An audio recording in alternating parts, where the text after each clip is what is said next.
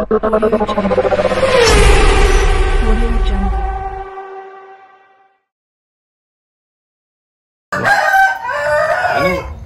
kita mau lihat mesinnya ini. Ini yang paling spesial hari ini ya mesinnya. Kalau lampu-lampu nanti setelah mesinnya. Coba kita buka ya.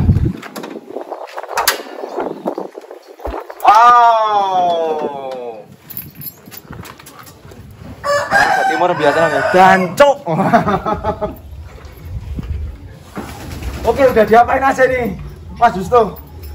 Untuk mesinnya kita masih pakai mesin standar 2KD FDV. Cuman untuk turbonya yang kita modif, terus exhaust sistemnya kita modif semua. Kita kasih tambah intercooler. Terus untuk apa namanya, camshaftnya juga kita ganti.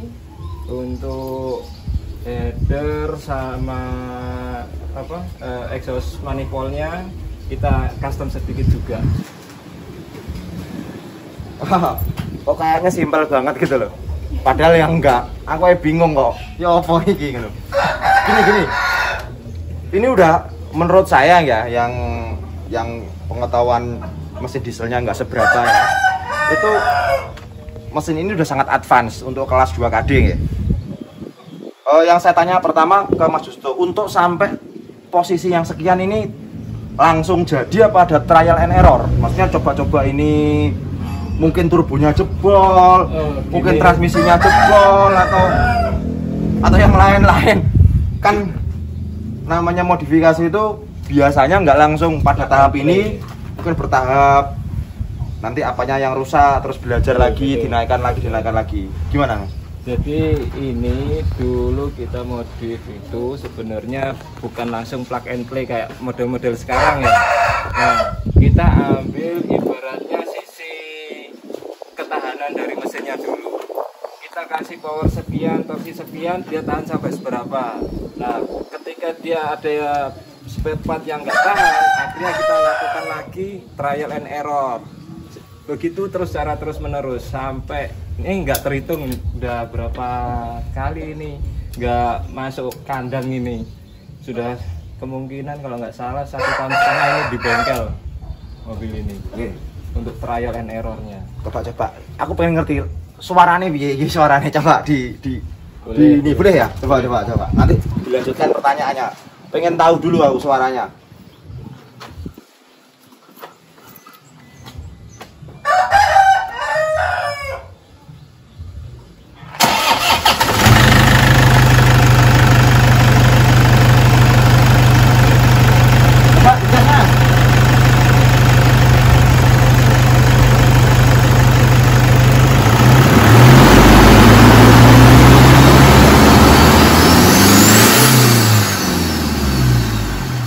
Loh.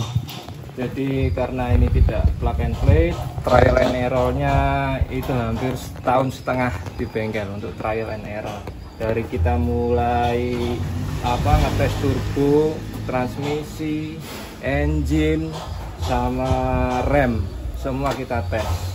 Untuk turbonya sendiri kita sudah 3 kali mengalami penggantian. 3 kali jebol. 3 kali penggantian. Terus untuk transmisi sendiri kita 3 kali juga ngalami ambrol. Transmisi yang sekarang pakai apa? Sekarang pakai transmisinya Nissan Skyline R33 yang engine RB26 di ETT. Transmisi manualnya menggunakan miliknya Nissan, guys. Nissan Skyline ya? Nissan Skyline R33. Standarnya Nissan Skyline itu berapa HP ya? Untuk Skyline kita bisa push sekitar 2000 HP untuk powernya. Torsinya sekitar 1000 sekian. Jadi tujuannya menggunakan transmisi Nissan Skyline sekarang ini karena memang untuk mengkompensasi atau mentransferkan tenaga dan torsi yang lebih tinggi dibandingkan yang standarnya. Ya. Karena diesel kan torsinya yang besar, powernya yang kecil. Ya. Kalau kita berbicara mesin bensin atau gasolin, dia powernya besar, torsinya yang kecil. Jadi kita pakai transmisinya Nissan Skyline. Kenapa pilihannya Nissan Skyline? Kenapa nggak pakai transmisinya Hilux atau Fortuner VNT atau apa? Karena untuk mengakomodir dari besaran torsinya dari Innova Diesel sendiri. Transmisi Nissan Skyline itu bisa nahan sampai kurang lebih 2000 HP. Penasaran kan? Ini berapa HP? Nanti tenang, kita bahas satu-satu. Terus tadi kan transmisi ya, ini loncat-loncat transmisi tadi kan tiga kali jebol. Iya. 3 kali jebol transmisi itu, pertama yang jebol apa? Transmisi standar. Transmisi standar. Nah, transmisi jebol. Saat transmisi standar jebol diganti apa? Balik ganti transmisi standar lagi, Standar yang lagi, baru. yang baru. Dengan peningkatan power dan torsi lagi. Oh gitu. Jebol lagi. Jebol lagi. Terus setelah itu Terus kita ganti lagi standar, kita tes lagi. Jebol kita lagi. naikkan power sama torsinya, jebol lagi. oh, jadi ini standar Akhirnya Skyline. Skyline. Oke. Pakai Skyline kemarin juga sempat trouble di apa namanya hub sleeve-nya sendiri, hub sleeve sama synchronize-nya ambrol kemarin. Akhirnya kita modif lagi udah untuk hub sleeve sama synchronize-nya. Di transmisi sekarang pakai Skyline. 3 kali ambrol. Iki wong desa atau wong kutho? Nah, terus tadi yang 3 kali ambrol turbonya. Oke. Turbonya itu yang ambrol berarti pertama standar ambrol ya. Ya. Setelah standar ambrol diganti apa? RHF4. RHF4. Iya, IHI RHF4. Itu mengganti yang standar ya. Betul. Ambrol lagi. Iya. Terus diganti apa lagi? RHF4 lagi. Iya. Ambrol lagi. Ambrol lagi. Terus yang sekarang ini RHF55V. nah, turbonya pakai RHF55V. Ori atau blade-nya udah diganti hybrid atau gimana? Kita untuk apa? Billetnya kita masih tetap pakai yang ori karena kalau kita ganti yang model hybrid itu nanti nggak kuat supply pumpnya. Oh gitu. Jadi kalau umpama ini diganti hybrid RHF55 ya, Ya. itu diganti hybrid harus ganti nozzle sama common railnya. Enggak, apa supply pumpnya yang Supply pumpnya yang diganti. ada. Ya. Oh, iya. Karena untuk nozzle kita sudah ganti juga. Oh, Pakai nozzle-nya yang udah kompetisi. diganti. Iya. Pakai nozzle yang stick 2, terus kamsasnya juga kita sudah ganti yang Gila. AE boost. Kamsanya juga diganti. Pakai cam racing ya? Iya. Atau modif sendiri? Cam Enggak, racing. cam racing ya? Game racing. Cam racing ya. Camnya diganti. Edan. Injektor diganti, cam diganti. Saya yakin turbonya juga nggak langsung plug and play. Jadi kan gini, biasanya turbo jebol itu kan karena EGT-nya ya yang tinggi. GT. Oh ya, EGT itu exhaust gas temperatur. Jadi mesin ini kalau pakai turbo itu kan yang menggerakkan turbo itu kan gas buang. Gas buang itu menggerakkan turbo. Nah, gas buang ini temperaturnya tinggi. Kalau temperaturnya terlalu tinggi, turbonya bisa hancur karena nggak dihitung. Ini gimana ini Mas Justo untuk yang turbo terakhir ini udah belajar dari 3 turbo yang jebol. Berapa tuh 3 turbo jebol itu? Berapa duit itu? Jadi untuk turbo yang sekarang karena sementara supply pumpnya sendiri belum kita ganti atau belum kita modif, kita masih pakai standar bus itu 2 bar sampai 2,1 bar. 2,1 bar. Berarti 2 KD sanggup 2,1 bar. Mungkin di atasnya juga sanggup, tapi ini 2,1 bar ya. 2,1 bar. Untuk ngakali GT yang tinggi gimana Mas Justo? Untuk mengakali GT yang tinggi kita pakai custom exhaust. Jadi apa exhaustnya itu diameter pipingnya kita kasih besar. Oh gitu. Kita kasih Jadi besar. lebih los lagi ya, Iya, lebih cepat lebih membuang panas. luas. Terus pipa-pipanya Katalisnya kita apa buang untuk katalisnya. Untuk pipa-pipanya dari downpipe-nya kita pakai yang ukuran 3 in. Untuk belakangnya kita pakai yang 2,5 in. 2,5 in. Sesuai dengan kubikel dari mesin. CC. Mesin. Ya, kubikel CC-nya. Iya, CC. CC. Jadi gini, biasanya yang cuma remap aja itu nggak ngerti tentang bahayanya EGT tinggi. Jadi dia remap, hanya remap aja, ganti downpipe, mesinnya kenceng ya, tapi EGT-nya naik.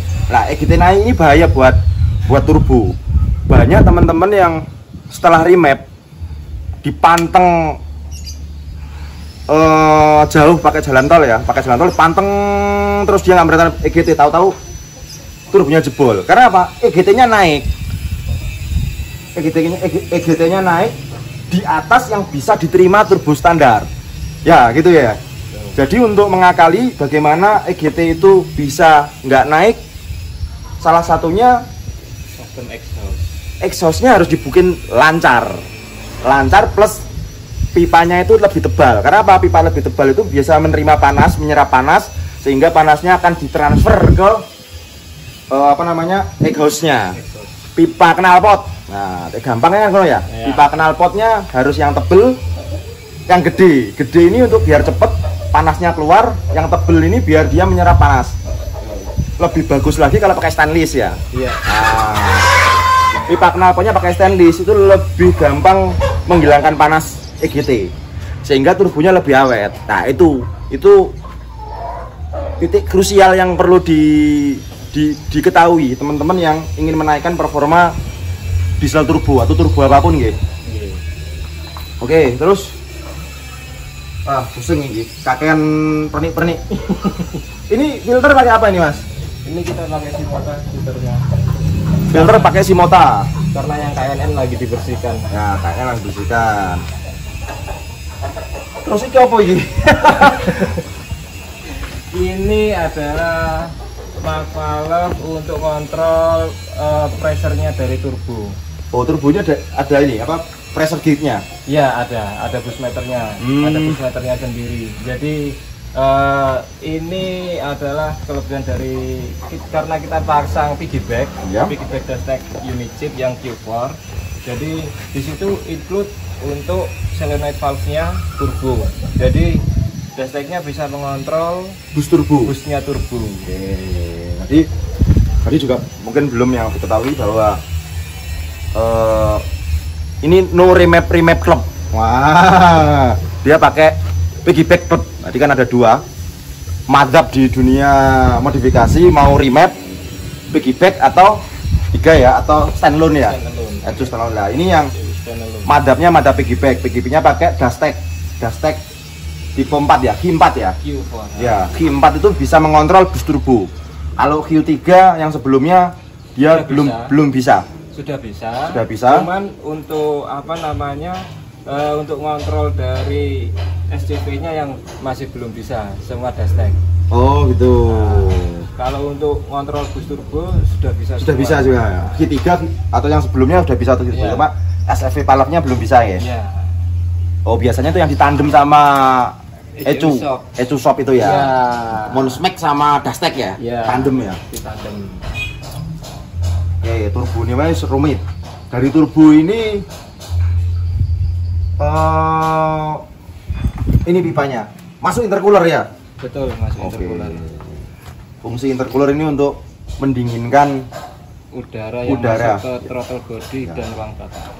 Jadi begini, ruang bakar itu butuh udara yang dingin.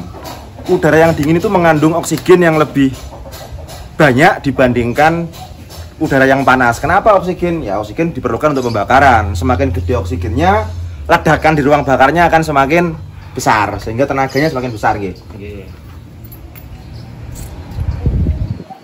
Terus ini itu bisa dijelaskan Mas, ini kayaknya ini ya apa, kabel grounding ya. Itu untuk menambah grounding bawaan dari pabrik, supaya agar stabilitas dari voltage dari aki ini bisa tetap terjaga. Oh gitu. Piston nggak ganti ya? Piston sementara masih standar. Oh, next project ya? Next project nanti. Terus ini apa ini Mas? Itu volt stabilizer. Nah, ini volt stabilizer untuk menstabilkan volt ya. Ya, bisa kita pakai bahan tambahan kayak sound system atau ngecas HP di dalam. Ini sebenarnya flow stabilizer ini sangat dibutuhkan ya kalau untuk mobil yang sudah punya ECU. Kalau kayak Panther nggak butuh. Apalagi yang Matic, karena perpindahan Matic itu kan dikontrol sama ECU juga. Butuh stabilnya suplai listrik ya. Listrik. Terus apalagi nih, Mas Justo?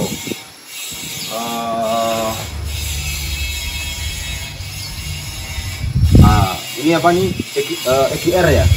Bukan, itu namanya breather dari apa? Engine. Nah, ini aslinya kan ada masuk ke intake ini ya. Selang dari filter udara yang ke turbo. Nah, sementara ini kita buang untuk breathernya dari engine ini. Karena apa? Nantinya takutnya malah mengotori turbo. Ya. Di saat turbo kotor, pergerakan biletnya dia terganggu, akan semakin berat kerjanya. Oh ya, tahu.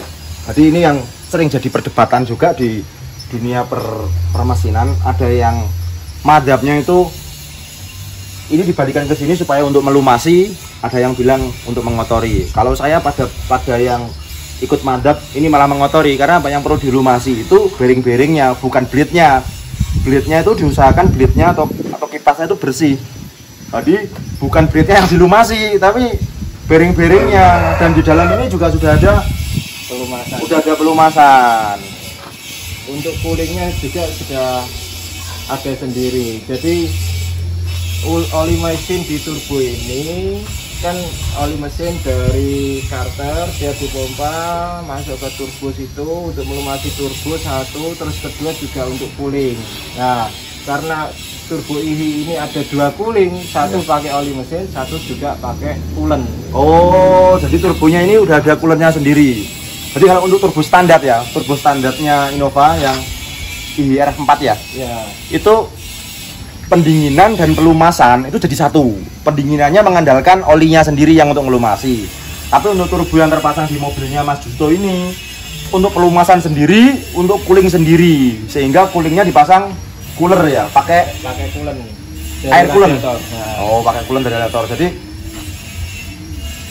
ya lebih dingin aja gitu loh. Jadi dia juga dihantam temperatur exhaust tinggi juga lebih kuat ya, karena ada bantuan cooling dari radiator. Ini radiatornya masih standar nggak Mas ya? Masih standar semua sebenarnya. Next project diganti nih, masih standar semua piye? Oh, koyo ngene kok standar itu. Jadi apa? Ini yang untuk coolingnya turbo yang kita ambil dari radiator cooler. Jadi di sini ini berarti harus custom ya? Iya, harus custom. Yang ada saluran nempel untuk ke turbo. Betul. Oke. Ini pengetahuan tambahan itu untuk mendinginkan supaya EGT yang tinggi itu turbonya masih mampu. Jadi ini mobil ini kalau dipanteng 200 km per jam terus-terusan selama sejam, insya Allah no problem turbonya. Tapi kalau yang rimat-rimat biasa ambrol saya yakin. Karena apa? Ya nggak kuat panas EGT-nya, turbonya.